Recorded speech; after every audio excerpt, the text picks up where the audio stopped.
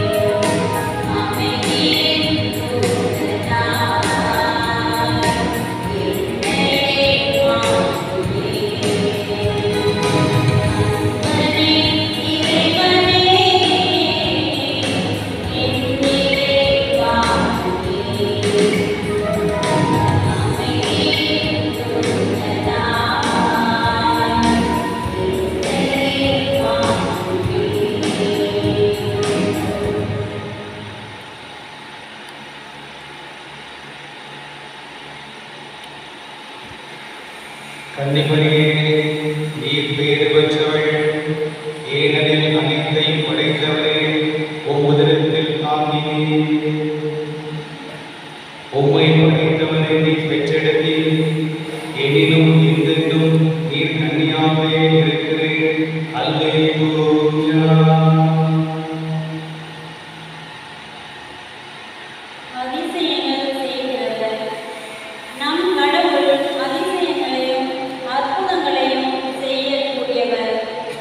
அவர் எப்பொழுதும் நம் அருகில் இருக்கிறார். தண்ணீரை இரத்த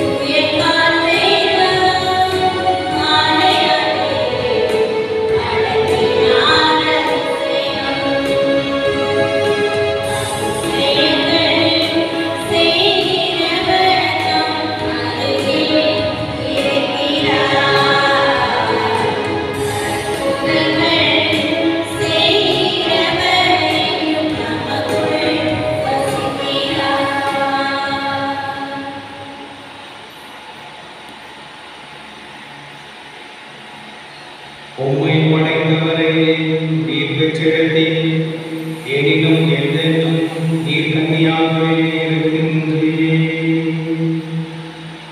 அன்னை, உம் கடவுளாகிய ஆண்டவரால் நீர் ஆசீர்வதிக்கப் பெற்றீர். உம்வழியாக வாழ்வின் முழுமையில் நாங்கள் பங்கெடுக்கிறோம். அல்லேலூயா. கடவுள் நம் வாழ்வை மாற்றக்கூடியவர், இருளின் தீபமாகவும் உறவின் பாலமாகவும் இருப்பவர், நம் துன்ப நேரங்களில் தாயாக வழிநடத்தக்கூடியவர். அன்பின் வடிவமான இறைவனை புகழ்ந்து பாடல் குழுவோடு இணைந்து இப்பாடலை பாடுவோம்.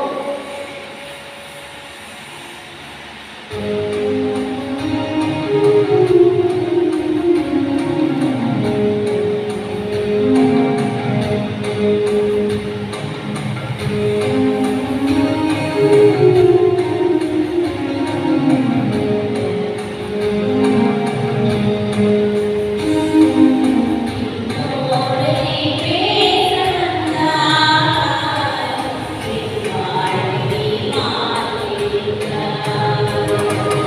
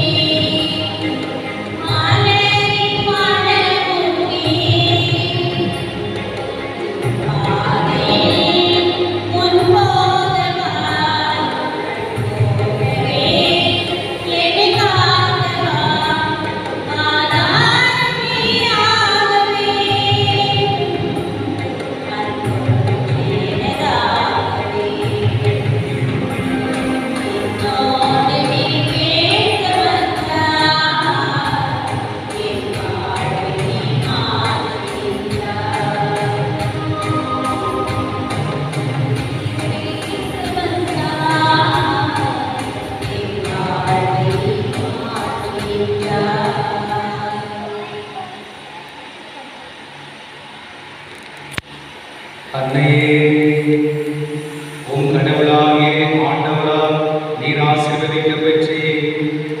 உம்வழியாக வாழ்வின் முழுமை நாங்கள் பங்கெடுக்கின்றோம். அன்புள்ளே ஆண்டவரின் அருள்வாக்கிற்காக அனைவரும் எழுந்திருப்போம்.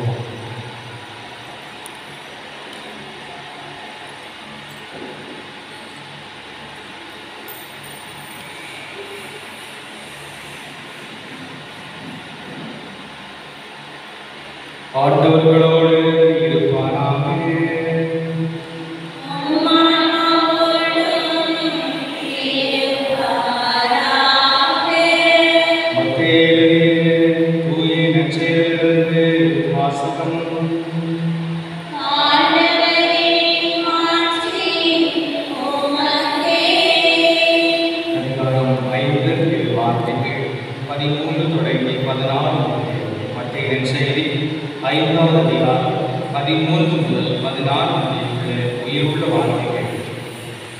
நீங்கள் மண்ணுலகிற்கு உப்பாயிருக்கிறீர்கள். உப்பு ஓர்வற்று போனால் எதை கொண்டு அதை ஓர்வுள்ளதாக முடியும்? அது வெளியில் கொட்டப்பட்டு மனிதரால் வெளிப்படும், வேறு ஒன்றுக்கும் உதவாது. நீங்கள் உலகிற்கு ஒளியாயிருக்கிறீர்கள். மலையிலே இருக்கும் நகர் மறைவாயிருக்க முடியாது. எவரும் விளக்கு ஏற்றி மரக்காலம் வைப்பதில்லை, மாறாக விளக்கு தண்ணி மீதே வைப்பர். அப்போதுதான் அது வீட்டில் உள்ள அனைவருக்கும் ஒளி தரும். இவ்வாறு உங்கள் ஒளி மனிதர் முன் ஒளிர்கள். அப்பொழுது அவர்கள் உங்கள் நற்செயலை கண்டு உங்கள் விண்ணக தந்தையை போற்றி புகழ்வார்கள். ஆண்டவரின் நல்வாக்கு.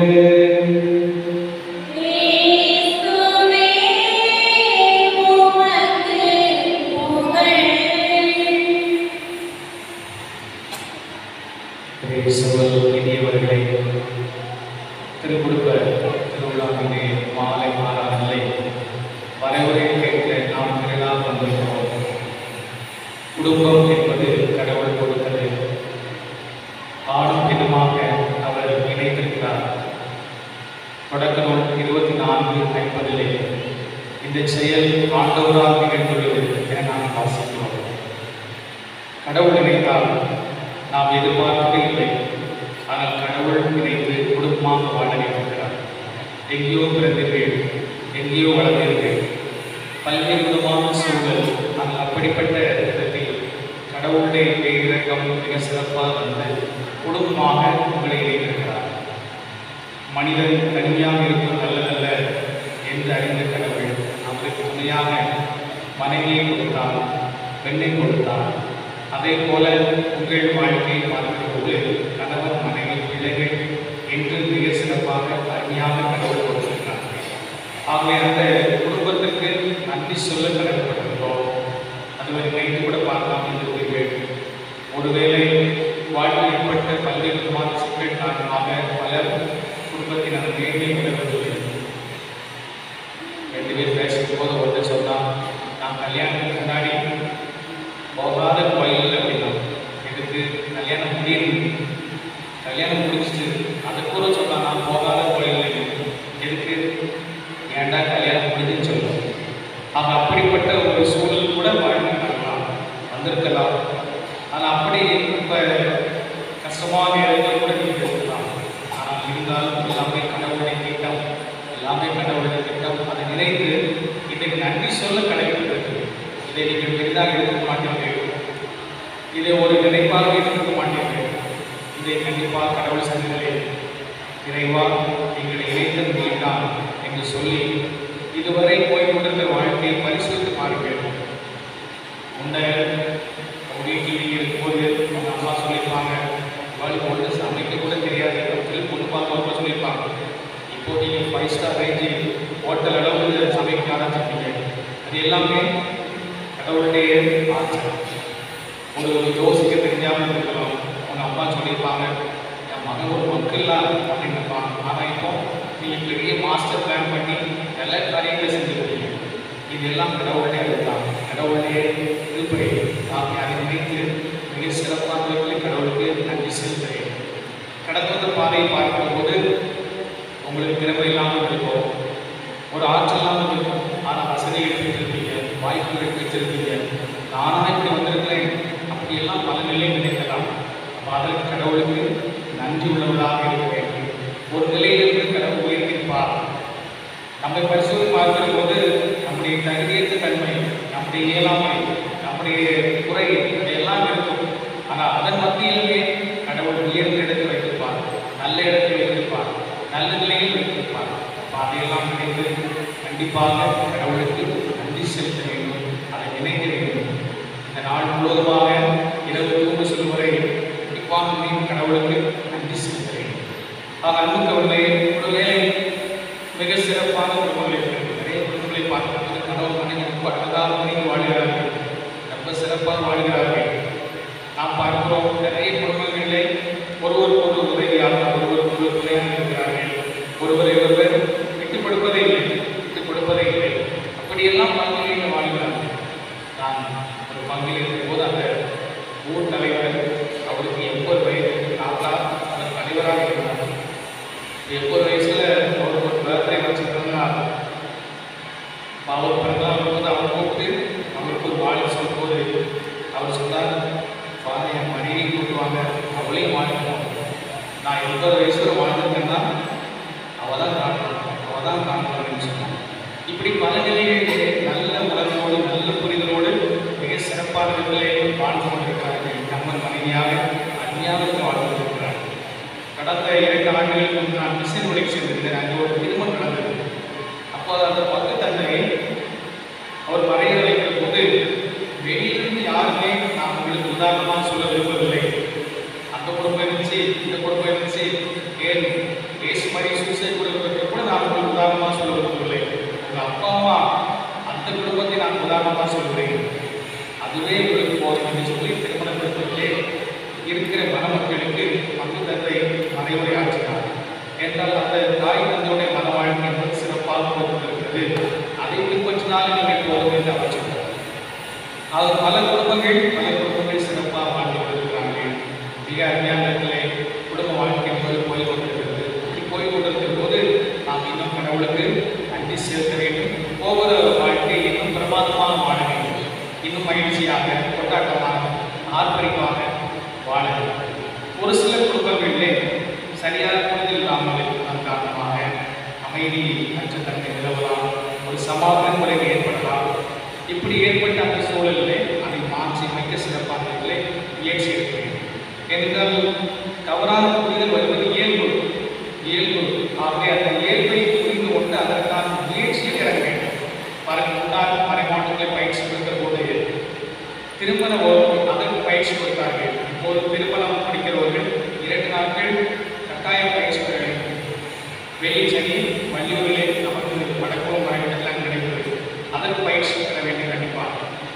இதையும் தாண்டி குழந்தைக்கு ஞானஸ்தானம் வருகிற போது குடும்ப வளர் பயிற்சி என்று வைத்திருக்கிறார்கள். இதற்காக கொஞ்ச நாள் நல்லா போகும், அதன் பிறகு தவறான புரிதல் வரும், பாசம் குறையும், அன்பு குறையும், அங்கே தியாகம் குறையும், போரடிச்சு போகும். ஆக இப்படிப்பட்ட சூழ்நிலை வருகிறது. ஆக அதை சரி செய்வதற்காக முதல் குழந்தை பிறக்கிற போது குடும்ப வளர் பயிற்சி என்று சொல்லி அந்த சிக்கலையெல்லாம் தீர்த்து வைப்பதற்கு பயிற்சி கொடுக்கிறார்கள். ஆகவே சில குடும்பங்களுக்கு பயிற்சி தேவைப்படலாம், ஒரு ஆலோசனை தேவைப்படலாம், ஒரு வழிகாட்டுதல் தேவைப்படலாம். அப்படி தேவைப்படுகிற அந்த பயிற்சி தங்களே உட்படுத்தி வாழ்வதாக இருக்கும்போது கண்டிப்பாக திருமண வாழ்வில் அருமையாக இருக்கும். ஒரு சிலருக்கு அருமையாக போய்கொண்டிருக்கிறது, அது பரவாயில்லை. ஒரு சிலருக்கு திருமண வாழ்க்கையிலே வழிகாட்டுதல் தேவைப்படுகிறது, அதுவும் பரவாயில்லை. ஆக அந்த வழிகாட்டுதலில் சிறப்பாக நாம் அமைக்கிற போது கண்டிப்பாக வாழ்வது சிறப்பாக இருக்கும். இன்றைக்கு நம் குடும்பத்திற்கு தேவையான வழிகாட்டுதல் முதலில் பார்க்கிற போது நம்முடைய கவனம் என்பது கடவுள் மீது நம்முடைய கவனம் என்பது இருக்கிறதா என்பதை பார்க்க வேண்டும். இதை நாம் பார்க்கிற போது கடவுள் மீது நம்முடைய கவனத்தை வைக்கிறோமா, கவனம் கடவுள் மீதாக இருக்கிறதா என்பதை ஆழமாக பரிசோதி பார்க்கிற போது குடும்பத்தில் அமைதி, சமாதானம், சந்தோஷம் நிறைவாக வருகிறது. திருப்பாடல் ஆசிரியர் 16வது திருப்பாடல் 8வது வசனம் சொல்கிறார், ஆண்டவரை எப்போதும் என் கண்முன் வைத்துள்ளேன், அவர் என் வலப்பக்கத்தில் உள்ளார், எனவே நான் சிறிதும் அசைவுடன். இன்னைக்கு சிறப்பான பரிசோதி பார்க்கிற போது கடவுளுக்கு நான் இந்த அளவுக்கு முக்கியத்துவம் கொடுக்கிறேன், எந்த அளவுக்கு முக்கியத்துவம் கொடுக்கிறேன், கடவுள் மீது என்னுடைய கவனம் என்பது ஆங்கிலத்திலே ஃபோக்கஸ் ஆன் காட் என்று சொல்கிறார்கள். கடவுள் மீது ஃபோக்கஸ் வைப்பது, நம்முடைய இலக்கு வைப்பது, நம்முடைய முழு மனதையும் செலுத்துவது, ஆகிய அதில் எப்படி வளர்கிறோம் என்பது. ஒருவேளை நீங்கள் குடும்பத்தில் பார்க்கும்போது உங்கள் கணவர் இந்த ஆன்மீகம் கடவுள் மீது குறைவாக இருந்தார் என்று சொன்னால் அவரை நம்முடைய கடவுள் பக்கமாக இழுத்து வருவது, அந்த முயற்சி இறங்குவது.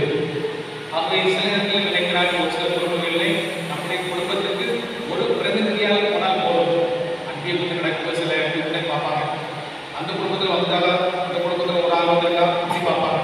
அப்படி இல்லை, அப்படி ஒரு பிரதிநிதி அனுப்புவதல்ல, கடவுள் காரியத்தில் ஒரு பிரதிநிதி அனுப்புவதல்ல. ஒரு சில இடத்துல உங்கள் குடும்ப கணவர் கூட சொல்லலாம், நீ தானே நம்ம குடும்பத்துக்காக ஜெபிக்கிறல்ல, அது போதல் சொல்வார்கள்.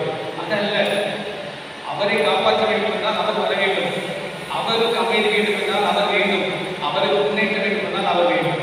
ஆகவே அதில் கவனம் எடுத்து அவரை சரிப்படுத்தி சிறப்பாக கொண்டு வருகிற அந்த முயற்சி வேண்டும். ஏன்னா அது ரொம்ப முக்கியமானது.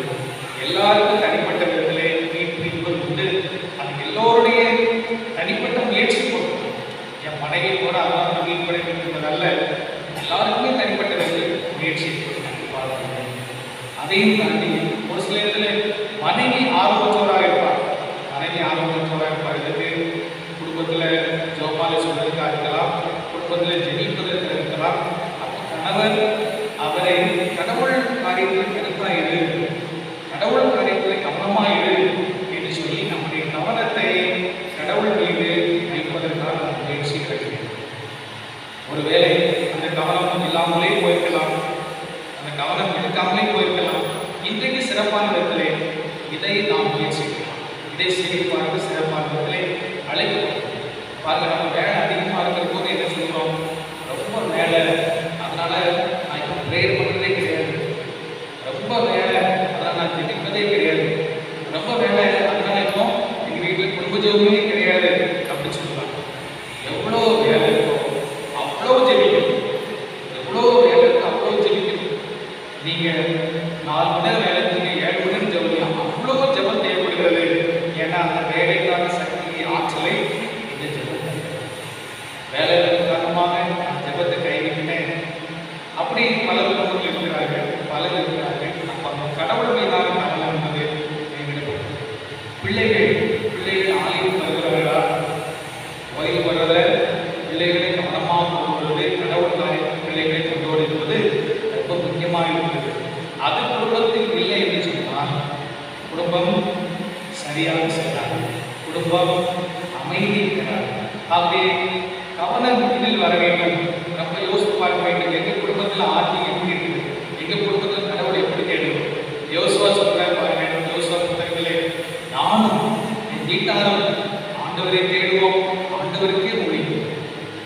எப்படி ஒரு குடும்ப தலைமுறை இலக்கு பண்ணீங்களா? யோசுவா சொல்வது, நானும் என் வீட்டார் ஆண்டவருக்கே முடியும், நானும் என் வீட்டார் ஆண்டவரே தேடும், நானும் என் வீட்டார் ஆண்டவருக்கே முயல் கொடுப்போம் என்று சொல்கிற அந்த இலக்கு பட்டுக்கிட்டே சொன்னால் கண்டிப்பாக நன்மையாக ஒரு முயல் சிறப்பாகும். நமக்குள்ளே நன்மை தான். நம்முடைய ஊரிலே ஒரு நபர் இடத்துல பயிர் கொண்டார், அதற்கு காலையில் பூசை வருது எவ்வளவு அழகாக இருக்கு தெரியுமா, காலையில் பூசை வருது எவ்வளோ அழகாக இருக்கு தெரியுமா. அவர் நடுத்தர வயது தான், காலையில் பூசை வருது எவ்வளோ அழகாக இருக்கு. சில இடத்துல பாட்டு லேட்டாக போட்டாங்கன்னா நான் வீட்டுக்கு கேட்டு பார்ப்பேன், என்ன பாட்டு போடலையே, பூசை இருக்குமா இல்லையே அப்படின்னு சொல்லி கேட்டு பார்ப்பேன். எனக்கு அந்த மியூசிக் வந்தாதான், ஆலய திருப்பலி வந்தாதான் எனக்கு நிறைவாக இருக்குது, மன நிறைவாக இருக்குது. பூசைக்கு வந்து ஜெபிப்பதில் எனக்கு அதிக பலன் சொல்லி அடுத்த வயது பெண்மணி அவர் சொல்கிறார். இதையும் தாண்டி நம்ம லைவில் போடுறதெல்லாம் நம்ம புத்தகத்தில் ஒரு அக்கா சொல்லுவாங்க, உங்கள் ஊரில் உள்ள பூசையை நான் பார்ப்பேன். அப்படி ஒரு பரப்புதலையும் செய்கிறாங்க, ஒரு பரப்புதலையும் அவர் வழியாக இன்னொரு மாற்றிடுறது அவர் வழி செய்கிறார். நண்பர்களே, கடவுள் காரியம் அதில் முதல்ல வந்து நம்ம அடுத்த வேலைகளை செய்யும்போது பிரமாதமாக வாழ்க்கை என்பது பிரமாதமாக. அதுக்கு தான் பவுல் அவர் கற்றுத்தருக்கிறார். ரோமியர் 8:35 கிறிஸ்துவின் அன்பிலிருந்து எது nothing can separate from the love of God. கடவுளின் அன்பிலிருந்து என்னை எதுவுமே அது வேலையா இருக்கலாம், அது பரபரப்பான பணியா இருக்கலாம், அது என்னுடைய உடல் சோர்வா இருக்கலாம், அது என்னுடைய வேலையா இருக்கலாம், எதுவுமே எனக்கு எவ்வளவு நேரம் கழிச்சு நான் தோன்றினார் அவர் பாதத்தில் மண்டியிடுவேன், அவரை தேடி வருவேன், அவர் பாதத்தில் வந்து அவர் அழகை ரசிப்பேன். இப்பெல்லாம் சொல்கிறார், ஆண்டவரே தினந்தோறும் அழகை ரசிக்க வேண்டும், உங்களுடைய திருக்கோயிலில் உங்களுடைய திருமணத்தை கண்டறிய வேண்டும். இங்கே காலையிலே மதகுறப்பட்டா கடவுள் எவ்வளவு நல்லவர் என்று சுவைக்க முடியாது. திருப்பாடு 34 சொல்கிறது, ஆண்டவர் எவ்வளவு நல்லவர் என்று சுவைக்க பார்க்க வேண்டும். அப்ப இந்த திருக்கோயில் வருகிற போது கடவுளுடைய திருவுளம் நமக்கு வெளிப்படுத்தப்படுகிறது.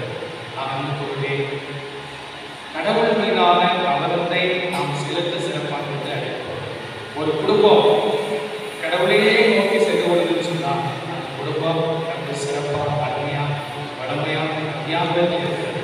அதை நாம் சிறப்பாக கற்றுக்கொள்ள பெரிய நிலையில் இருக்கிறவர், நாம் பெரிய வேலை செய்கிறேன், எனக்கு நிறைய வேலைகள் அப்படி சொல்கிறவருக்கு ஒரு அழகான உதாரணம் வள்ளியூரில் மிகப்பெரிய தொழிலதிபர் டிடிஎன் லாரன்ஸ் இருக்கிறார்கள். நம்ம ஊருக்கு நிறைய உதவி செய்திருக்கிறார்கள். டிடிஎன் லாரன்ஸ் அவர் பெரிய தொழிலதிபர், நல்ல உயரமாக இருப்பாங்க.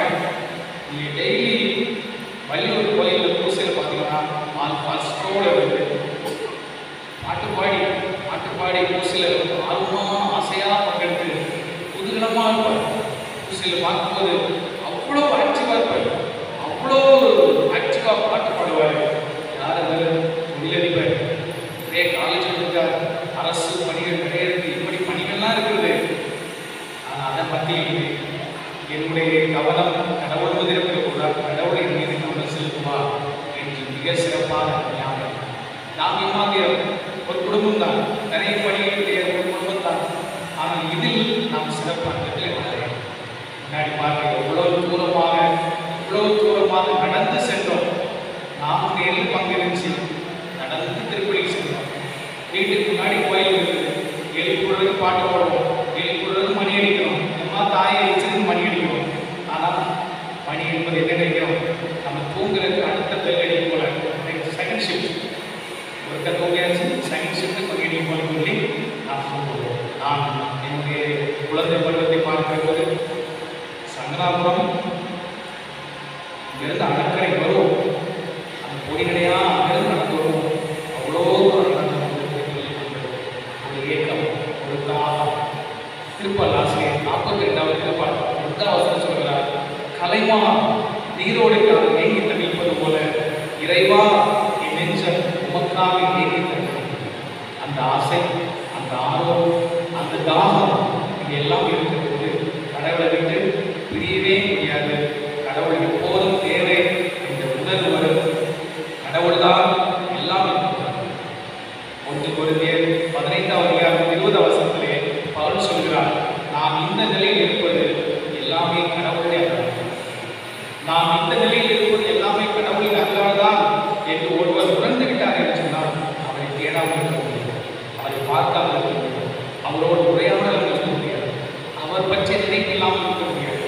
மாறாக நான் பெற்று கொண்டிருப்பது நான் வளர்ந்திருக்க என்ன வந்து சொன்னால் கடவுள் பற்றி கவனமே நமக்கு இருக்க வாய்ப்பு. ஆக அன்புள்ளவர்களே, ஃபோக்கஸ் ஆன் காட், கடவுள் மீது நம்முடைய கவனத்தை செலுத்துவோம். அப்படி செலுத்துகிற போது மிக சிறப்பாக இருக்கிறது. என் குடும்பங்களிலே கண்டறியுங்கள், குடும்பங்களிலே நீங்கள் குழுமி சேரும் போது பேசுங்கள். நீங்கள் கடவுள் பற்றிய காரியங்கள் இவ்வளோ குறைவாக இருக்கீங்க, உங்கள் கணவரை பார்த்து நீங்கள் கடவுள் பற்றிய காரியங்கள் இவ்வளோ குறைவாக இருக்கீங்க, மனைவி பார்த்து உனக்கு இவ்வளோ பர்சன்டேஜ் கடவுள் பற்றிய காரியங்கள் குறைவாக, பிள்ளைகளை பார்த்து அதை செய்தாலே போதும். இது அனைத்து மற்ற அனைத்துமே நமக்கு சரியாக கிடையாது. அறிவாக இருக்கலாம், ஆலோசனையாக இருக்கலாம், ஆளுமையாக இருக்கலாம், திறமையாக இருக்கலாம், ஞானமாக இருக்கலாம், எல்லாமே நமக்கு லேசமாக கிடைக்கிறது. நாங்கள் உங்களுடைய உங்கள் குடும்பத்தில் கடவுள் பற்றிய எண்ணம் எவ்வாறு இருக்கிறது, கடவுள் பற்றிய கவனம், கடவுள் மீது ஒரு கவனத்தை செலுத்தியிருக்கிறதா என்பதை ஆழமாக பரிசோதி பார்க்கும் போது கண்டிப்பாக சிறப்பாக. இரண்டாவது பார்க்கும் போது நம்முடைய கவனம் குடும்ப உறுப்பினர் மீது இருக்க வேண்டும். குடும்ப உறுப்பினர் சில நேரத்தில்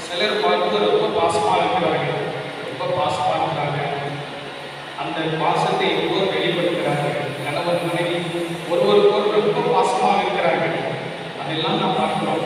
ஆனால் சில குடும்பங்கள் பார்க்கும்போது ஒருவர் துன்பப்பட்டார் என்று சொன்னால் அதற்கு ஆறுதல் வார்த்தை கூட சொல்ல ஆள் இல்லை, ஒரு வார்த்தை சொல்ல ஆள் இல்லை. பல நிலைகளிலே கண்டுகொள்ளாமல் இருக்கிறது. ஒரு ஸ்கூல் பையன் ஸ்கூல் விட்டு ரொம்ப கோபமாக வீட்டுக்கு வந்தாங்க. வீட்டுக்கு வந்தோடனே அவங்க அம்மா கேட்டாங்க, யாராவது அடிச்சுட்டாங்கன்னு கேட்டாங்க. அடித்தாதான் பரவாயில்ல, யாரும் அடிக்கல. ஏதாவது பொருளை திணிட்டாங்களா, அவங்க பொருள் யாராவது திணிட்டாங்களா, அதுவும் இல்லை அப்படின்னா. அப்போ யாராவது வந்து கிண்டல் பண்ணிட்டாங்களா, அதுவும் இல்லைன்னா. அப்போ என்னதான் நடந்துச்சு, ரொம்ப கோபமாக இருக்காங்க. ஒழிச்சு பிடிச்சி விளையாடுறது, அந்த விளையாட்டு வச்சோம், ஹைட் அண்ட் சீக் ஒழிச்சு விளையாடுறது, ஒழிச்சு பிடிச்சி விளையாடுறது, அந்த விளையாட்டு வச்சோம். அந்த டைம் யார் டைம் வரும்போது 4 மணி ஆகிட்டு எல்லாரும் வீட்டுக்கு ஓடிட்டாங்க. நான் ஒரு 10 வருஷமாக தேடுறேன், யாராவது போனால் யாருக்காக தேடுறேன் பார்த்தா அவங்களும் வீட்டுக்கு ஓடிடுவான். இதுதான் எனக்கு கடுப்பாக இருக்கு. அவர்கள் கண்டுகொள்ளாமை ஏற்றுக்கொள்ளாமை இருக்கும்போது அதை பார்க்க முடியாது. வீட்டில் பார்க்கும்போது ஒருவர் துன்பப்படுகிறார், ஒருவருக்கான ஒரு ஏக்கம் என்பது நிறைவேற்றப்படாமல் இருக்கும்போது, அந்த நபர் மீது கவனம் செலுத்தாமல் இருக்கும்போது அது கடுப்பாக மாறும், அது எரிச்சலாக மாறும். ஆகவே உங்கள் கணவர் மீதான கவனம், அவர் மீதான போதிய கவனம் இருக்கிறதா? மனைவி மீதான போதிய கவனம் இருக்கிறதா? பிள்ளைகள் மீதான போதிய கவனம் இருக்கிறதா? அப்போ அந்த focus on the family members, அவங்க மீது நம்முடைய ஃபோக்கஸ் கவனம் என்பது இருக்குன்னு சொன்னால் அதுவும் வாழ்க்கைக்கு சிறப்பாக. கவனம் இல்லாமல் இருக்கிற போதுதான் சண்டை வருகிறது. கவனம் இல்லாமல் இருக்கிற போதுதான் அந்த குறை சொல்கிறேன் வருகிறது. நீங்கள் இங்கே குடும்பத்தில் கவனிக்கணும்னா அவங்க பக்கத்து வீட்டில் போய் உங்களை பற்றி குறை சொல்கிறாங்க. என் கணவர் கண்டுறதில்லை, என் மனைவி கண்டுறதில்லை சொல்லி அங்கே போய் குறை வருது. வீட்டிலே அவர்களுக்கான அன்பும் அவர்களுக்கான கரிசனை அக்கறை கொடுக்கப்பட்டது சொன்னால் வெளியே போகிறது வாய்ப்பே. அப்போ இந்த நாட்களில் கண்டுபிடிங்கள், குடும்பத்தில் மிக சிறப்பாக வளர்வதற்கு, அன்பில் வளர்வதற்கு, பாசத்தில் வளர்வதற்கு, நேசத்தில் வளர்வதற்கு என்னுடைய கவனம் என்பது சரியாக செலுத்தப்பட்டிருக்கிறதா? செலுத்தப்பட்டது சொன்னால் பரவாயில்லை, இல்லை என்று சொன்னால் அந்த கவனத்தை செலுத்துகிற போது, கவனம் சரியாக செலுத்தப்பட்டது சொன்னால் பிரச்சனையே இருக்காது. அந்த வாய்ச்சதே வராது, முறை சொல்றதே வராது. அங்கே எல்லாம் பாசமும் அன்பும் மிக நிறைவாக வடக்கு குளத்தில் இசைராஜா அவங்க குடும்பம் இருக்குது. அவங்க ரொம்ப பிஸியான குடும்பம், நிறைய கல்விகள் வச்சுருக்காங்க. நான் வடக்கு குளத்தில் உதவி பக்கத்தில் இருக்கேன். அப்போ அன்பிய கூட்டங்கள் போவோம், சின்னப்பாக அன்பிய கூட்டங்கள் போவோம். அங்கே பாருங்க, ஜீசஸ் ராஜா, அந்த இசைராஜா அவங்களுக்கு நிறைய பிள்ளைகள் உண்டு. அதில் ஒருத்தர் ஜீசஸ் ராஜா. அவங்க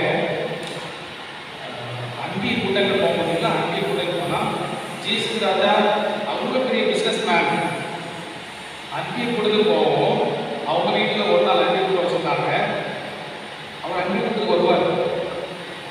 இன்னொரு நாள் போகும்போது, இன்னொருத்தர் டைம் வரும்போது வேற ஒரு வீட்டில் வச்சிருந்து இந்த குடும்பம் எல்லாம் அன்பிய கூட்டத்தில் வந்திருக்கு, அவரும் வந்திருக்காரு.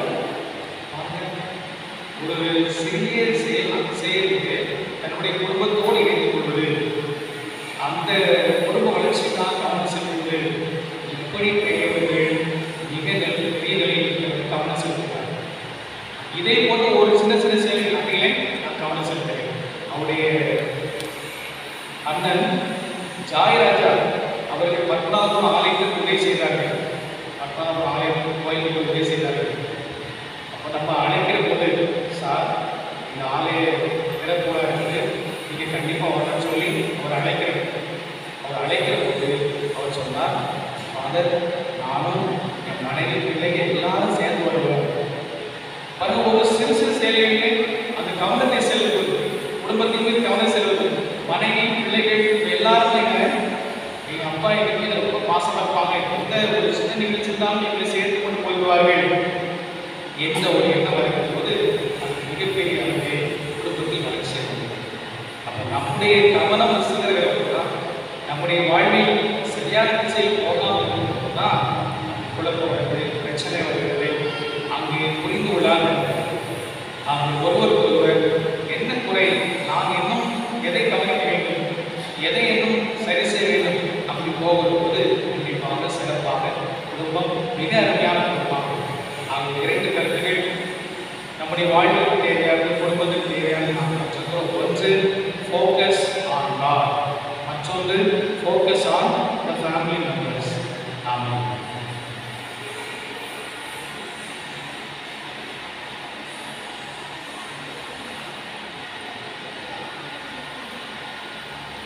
மரியாதை பாடலுக்காக இருந்திருப்போம். ஆண்டவர் தாழ்வில் இருந்த தம் அடிமையை கடைந்து நோக்கினார். ஏனெனில் வல்லமையுள்ளவர் எனக்கு அரும்பெரும் செயல்கள் பல புரிந்துள்ளார். அல்லேலூயா.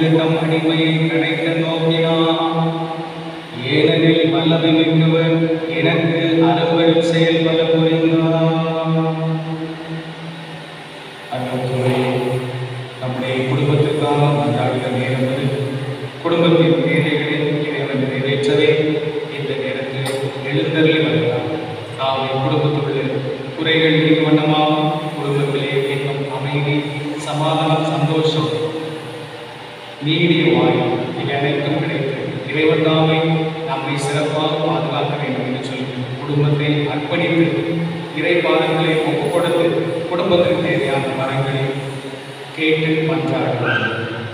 அனைவரும் பாட வேண்டியது ஆண்டவரை ஆண்டவரை எங்கள் வேண்டுதல் அன்போடு தந்தருளி. ஆண்டவரே ஆண்டவரே எங்கள் வேண்டுதல் அன்போடு தந்தருளுமே. ஆண்டவரே ஆண்டவரே எங்கள் வேண்டுதல் அன்போடு தந்தருளுமே. திருத்தந்தையும் வாழ வேண்டும்.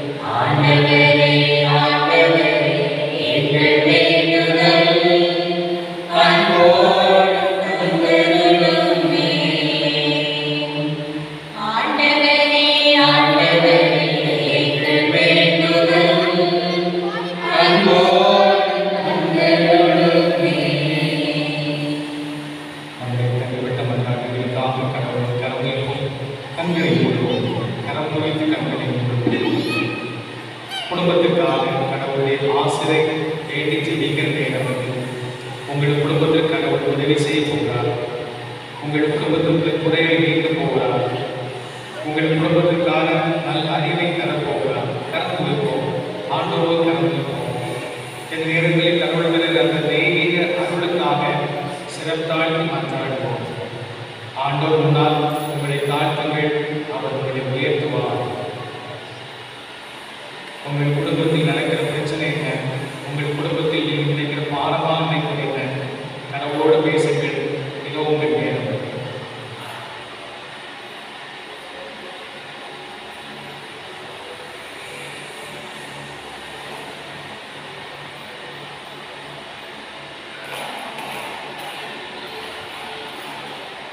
மீட்பரின் கட்டளையால் கற்பிக்கப்பட்டு இறைவழிமுறையால் பயிற்சி பெற்ற நாம் மகிழ்ந்து பாடுவோம்.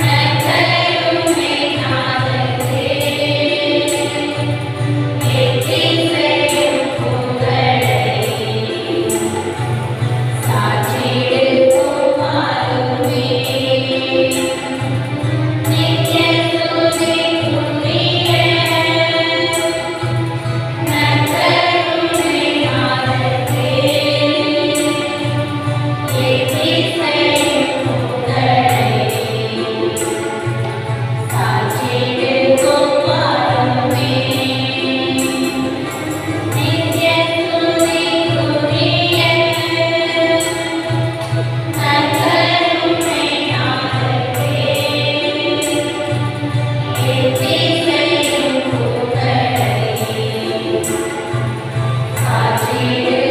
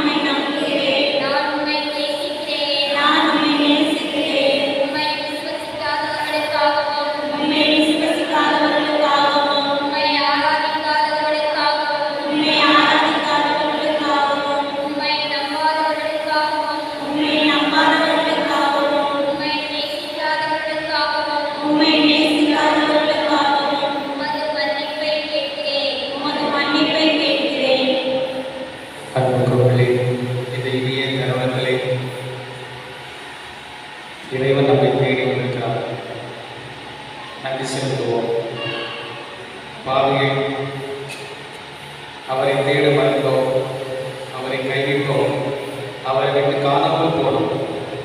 பாருங்கள், அதையெல்லாம் பெரிதும் பொருட்படுத்தாத கடவுள், அதை பெரிதாக நினைக்காத கடவுள், நம்மை அன்பு செய்வதற்காக, ஆற்றுப்படுத்துவதற்காக, ஆறுதல் தருவதற்காக, ஆற்றல் மிக்கவளாக மாற்றுவதற்காக, அத்தனை ஆசிரியர் தருவதற்காக அவர் இந்த இடத்திலே பிரசன்னமாக இருக்கிறார்.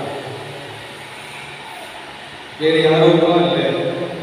வாழ்க்கையிலே நொந்து போய் சக்தி இல்லாமல், சமாதானம் இல்லாமல், சந்தோஷம் இல்லாமல் எங்கு போவது என்று சொல்லி நினைத்துக் கொண்டிருக்கிறீர்களே, உங்களுக்காகத்தான், தனிப்பட்ட விதத்தில் உனக்காகத்தான் கடவுள் பிரசன்னமாக இருக்கிறார். அந்த பிரசன்னத்தில் நாம் அப்படியே நனைவோம், அந்த பிரசன்னத்தில் அப்படியே மூழ்குவோம். ஏசித்த கடவுளே அந்த பிரசன்னத்திலே அப்படியே நம்மை முழுமையாக முழு ஈடுபாட்டோடு அர்ப்பணிப்போம். திருப்பாடல் 34:5 சொல்கிறது, அவரை நோக்கி பார்த்தோர் அனைவரும் மகிழ்ச்சியால் விழித்தனர். அவரை நோக்கி பார்த்தோம், அவரை நோக்கி பார்த்து நம்முடைய கவலைகள் எல்லாம் கரைய வைப்போம், நம்முடைய சோதனைகள் எல்லாம் சுத்தரிப்போம், நம்முடைய பலவீனங்கள் எல்லாம் ஒன்றுமில்லாமல் ஆக்குவோம்.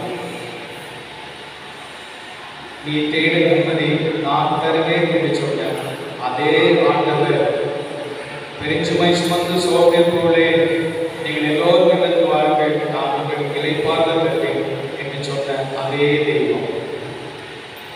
ஆண்டவரை பார்த்து நாம் ஆனந்தப்படைவோம், சக்தி பெறுவோம், சோர்வு, அசதி, களைப்பு எல்லாம் காணாமல் போகட்டும். அவர் சொல்கிறார் பிலிப்பியர் 4:13, எனக்கு வலுவூட்டுவரின் துணை கொண்டு என்னால் எல்லாவற்றையும் செய்யும். இந்த ஆண்டவர் உதவி கொண்டு எல்லாவற்றையும் செய்ய முடியும். இவரை விட்டு பிரித்தால் நம்மால் எதுவுமே செய்ய முடியாது. யோவானின் செய்தி 15:5 என்னை விட்டு பிரிந்து உங்களால் எதுவும் செய்ய முடியாது. ஆண்டவரை கொஞ்சம் நோப்போம், அவரை பார்ப்போம், அவர் மீது நம் கண்களை பதிய வைப்போம், அவர் மீது நம்முடைய இதயத்தை செலுத்துவோம். இதோ பெரிய விதத்திலே அற்புதம் நடக்கிற நேரத்தில், ஆச்சரியம் நிகழ்கிற நேரத்தில் ஆண்டவர் நம்மை தொடுகிறார், ஆசீர்வதிக்கிறார். தன்னுடைய அன்பு எப்போதும் உண்டு என்று உரைக்க சொல்கிறார். மகளே, மகனே, உனக்கு என் அன்பு எப்போதும் கொண்டிருக்கிறார். மத்தேயு நற்செய்தி 28:20 இதோ உலகம் முடியும் வரை என்னாலும் நான் உங்களோடு இருப்பேன். இதோ உலகம் முடியும் வரை என்னாலும் நான் உன்னோடு இருப்பேன் என்கிறார். ஆகவே அவரை பார்த்து அனைவரும் மகிழ்ச்சியாக விழித்தனர். அவரை பார்த்து நாம் மகிழ்ச்சி அடைவோம், சந்தோஷம் அடைவோம், அக்களிப்பு பெறுவோம், ஆனந்தம் அடைவோம். அந்த தெய்வீக ஒளியிலே நாம் மூழ்குவோம், தெய்வீக பிரசனத்திலே நாம் அப்படியே நனைவோம். இந்த இடம் முழுவதுமாக இயேசு கிறிஸ்துவின் தெய்வீக பிரசனம் சூழ்ந்திருக்கிறது. நாம் அந்த தெய்வீக ஒளியிலே ஒரு புதிய அனுபவம் பெறுவோம். நம்முடைய உடல் முழுவதுமாக புதிய அனுபவம் பெறுவதை அனுபவிப்போம். நாடி நரம்பெல்லாம் புதிய சக்தி பெற்றதை அனுபவிப்போம். இயேசு என்ற தெய்வம் அந்த சக்தியை தருகிறார், அந்த ஆற்றலை தருகிறார், அந்த அனுபவத்தை அவர் நிறைவாகவே தருகிறார். இயேசுவை பார்த்து நமக்கான நிம்மதி, நமக்கான சந்தோஷம், ஆற்றல் அனைத்தையும் பெறுவோம். நேரத்திலே அவர் முன்னால் நம்மை பரிசோதித்து பார்க்கிறோம். இயேசுவே, என் கவனம் உம்மை விட்டு இல்லாமல் ஆயிருக்கிறது. உம்மை பார்க்கவில்லை, உம்மை பற்றி பேசவில்லை, என் குடும்பத்தில் பேசவில்லை, உம்மை பற்றி நினைப்பு இல்லாமல் போகிறது. என்னை மன்னிப்பு என்று மன்னிப்பு கேட்போம். எவ்வளவு தூரம் போயிருக்கிறோம் பரிசோதனை செய்வோம். வளர வளர நாம் ஆண்டு ஆண்டவர் காரியத்திலே முன்னேறி இருக்கிறோமா அல்லது பின்னேறி இருக்கிறோமா? இயேசுவின் முன்னால் என்று பரிசோதித்து பார்ப்போம். இந்த தருணத்தை நாம் ஆண்டவர் காரியத்தில் வளர்வதற்காக பயன்படுத்திக் கொள்வோம். இயேசுவே, உம்மை விட்டு பிரிந்து காணாமல் போன ஊதாரி மகனாக வாழ்ந்திருக்கிறேன். என்னை மன்னியும் என்று மன்னிப்பு கேட்கிறோம். உங்கள் கடவுளை விட்டு தூரம் போயிருந்தால் அவருக்காக மன்றாடுகிறேன். தூய அகஸ்தினாருடைய அம்மா தூய மோனிகா தன் மகனுக்காக மன்றாடினார். அவர் புனிதராக மாறினார். தன் மகனை தன்னுடைய மன்றாட்டினால் புனிதராக மாற்றினார். மன்றாடுகிறேன். ஆண்டவர் பாதத்தில் வைத்து ஜெபியுங்கள். ஆண்டவரை தேடாத உங்கள் பிள்ளையை இயேசுவின் பாதத்தில் மன்றாடுகிறேன். உங்கள் வீட்டில் உள்ள குறையை, உங்கள் வீட்டில் உள்ள கஷ்டத்தை, உங்கள் வீட்டில் உள்ள பாரத்தை இயேசுவின் பாதத்தில் மன்றாடுகிறேன்.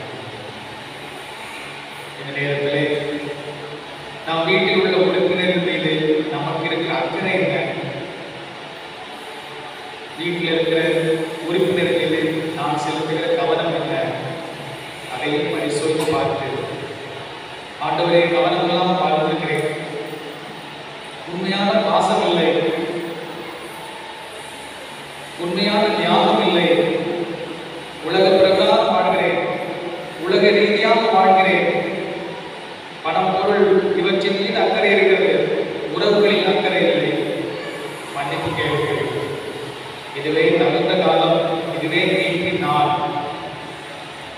கணவரை விட்டு தூரமாக போயிருக்கலாம், பிள்ளைகளை விட்டு காணாமல் போயிருக்கலாம், பிள்ளைகளுக்கு உதவாமல் இருக்கலாம், அவருடைய வளர்ச்சியிலே அக்கறை கொள்ளாமல் இருக்கலாம், அவருடைய துன்பத்தில் தோள் கொடுக்காமல் இருக்கலாம். எல்லாவற்றையும் நினைத்து பாருங்கள். ஆண்டவர் இங்கு உங்களை கொண்டு வந்தது உயர்த்தி விடுவதற்காக, ஒரு உன்னதமான வாழ்வை தருவதற்காக. இயேசுவின் பாதத்தில் அத்தனை நினைத்து பார்க்கிறோம். இயேசுவின் பாதத்தில் அத்தனையும் எடுத்து வைப்போம். இயேசுவின் பாதத்தில் நாம் பரிசுத்தமாக மாறுவோம். இயேசுவின் பாதத்தில் நாம் பயனுள்ளவர்களாக மாறுவோம். அதற்காக இந்த இனிமையான தருணத்தை பயன்படுத்திக் கொள்வோம். இயேசு வந்தது நம்மை மீட்க. இயேசு நேரத்தில் பிரசன்னமாயிருப்பது நம்முடைய வாழ்வை சிறப்பாக்குவதற்காக. மன்றாடுவோம். பேரிழப்புள்ள இயேசுவே, இந்த நேரத்தில் எளியவர்கள், ஒன்றுமில்லாமைக்கு சமமானவர்கள், உம் திருமுனை நிற்க தகுதியற்றவர்கள் எங்களை பார்க்க வந்திருக்கிறேன், எங்களை சந்திக்க வந்திருக்கிறேன், எங்களை தொட வந்திருக்கிறேன். நன்றி செலுத்துகிறோம். இந்த அன்பிற்கு நாங்கள் என்ன கைமாறு செய்ய முடியும்? இந்த பேரன்பிற்கு நாங்கள் என்ன செய்ய முடியும்? எங்களால் எதுவுமே தர முடியாது. நொறுங்குண்ட சிதறுண்ட இந்த வாழ்க்கை தருவது ஏற்றுக்கொள்ளும். எங்கள் வாழ்வை உம் பாதையில் நடத்தும். நாங்கள் எல்லா சூழ்நிலையும் உண்மையை கவனம் செலுத்தவும், எங்கள் வீட்டில் உள்ள உறுப்பினர்கள் கவனம் செலுத்தவும் எங்கள் கற்றுத்தாரும். கைப்பிடித்து வழிநடத்தும். காலம் முழுவதும் இதை எங்கள் மனதில் நிறுத்தும். இதன் வழியாக எங்கள் குடும்பத்தை தெய்வீக புனித குடும்பமாக, திருக்குடும்பமாக மாற்றும். எங்கள் ஆண்டவராய் இயேசு கிறிஸ்து வழியாக உம்மை நோக்கி கொண்டாடுகிறோம். ஆமென்.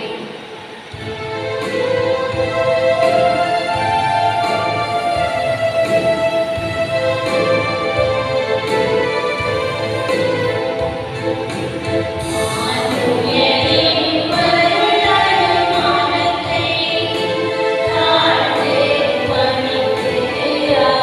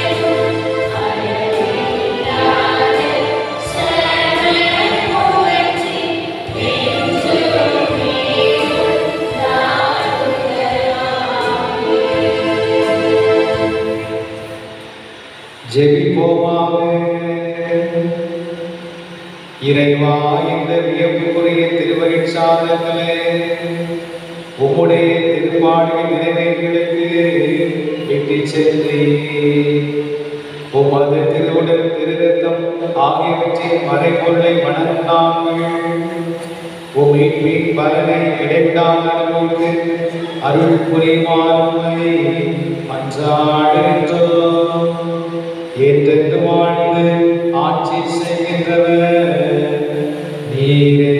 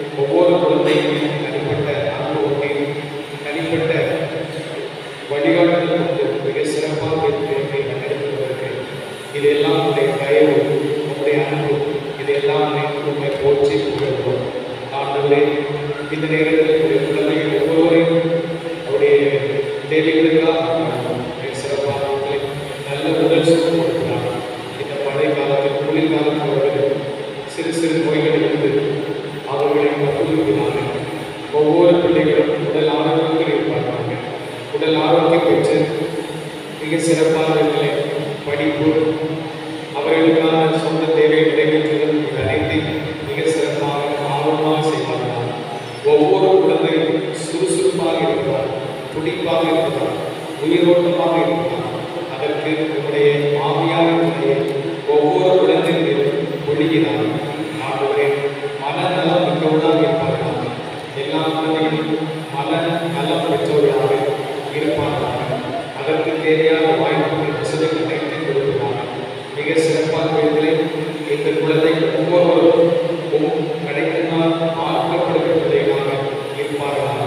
இந்த நேரத்தில் குழந்தைகளுக்காக பெற்றோர் வைத்திருக்கிற கொண்டாட்டங்கள் இதை அனைத்து நிறைவேற்றி கொடுக்கிறார். ஆகவே சிறு வயதிலே இவர்களுக்கான ஞானம் கொடுக்கிறார்கள், அறிவு கொடுக்கிறார்கள், திறமை கொடுக்கிறார்கள். இங்கு கொடுக்கப்படுகிற ஒவ்வொரு திறமை ஆற்றலை சரியாக பயன்படுத்திக் கொள்வார்களாக. எல்லா குழந்தையும் ஒவ்வொரு கண்காணிக்கப்படுவதாக. எல்லா குழந்தைகளும் உங்களுடைய தெய்வீக அறிவு பெறுவதாக.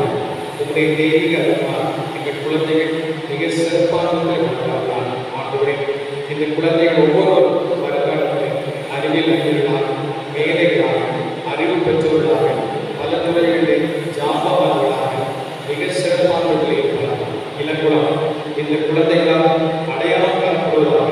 இந்த குழந்தைகளால் வெளி உலகத்திற்கு இளங்குளம் தெரிவதாக. அவ்வாறு மிகப்பெரிய மாற்றி கொடுக்கிறார். இங்க இருக்கிற ஒவ்வொரு குழந்தைகளும் வருங்காலத்திலே நல்ல பெயர் பெறுவார்களாக. அவருடைய பெயரால் குடும்பம் மகிழ்வதாக, பெற்றோர் அர்ப்பணிப்பாளர்களாக, இந்த ஊர் மிக அதிகமாக ஓகை அடைவதாக. அதற்கு ஏற்ற சூழ்நிலை சிறப்பாக செய்வது. ஆகவே குழந்தைகளுடைய சிறு சிறு குறைகள், அது உடல்நல குறைகளாக இருக்கலாம், இன்னும் வளர்ச்சியடைந்த குறைகளாக இருக்கலாம். அந்த குறைகளை பார்த்திருக்கிறோம். குறைகளெல்லாம் நீக்கிற கடவுள் நான் சென்று அந்த குறையை நீக்கிறேன். இந்த குடும்பங்களில் உள்ள குறையை நீக்கிறார். குறிப்பாக குழந்தைகளுக்கு இருக்கிற குறையை நீக்கிறார். நல்ல முறையில் பேசுவார்களாக, அந்தந்த வயதுக்குரிய வளர்ச்சி இருப்பதாக, அந்தந்த வயதுக்குரிய முதிர்ச்சி இருப்பதாக அதற்கு நீரே உதவி செய்கிறார். ஏதாவது குறை இருந்தால் ஆண்டவரே உங்களுடைய தெய்வீக அருளால் அந்த குறையை நீக்க முடியாத என் குழந்தைகள் நிறைவேறி அடைந்து நீ உதவி செய்கிறார். இந்த குழந்தைகள் எல்லாம் உயர்ந்த இடங்களுக்கு நீ நடந்து பார்க்கிறார்கள். இதனால் என்றும் உங்களுடைய மகிமை மாற்றிடுவார்கள். இந்த மன்றாட்டுகளை எல்லாம்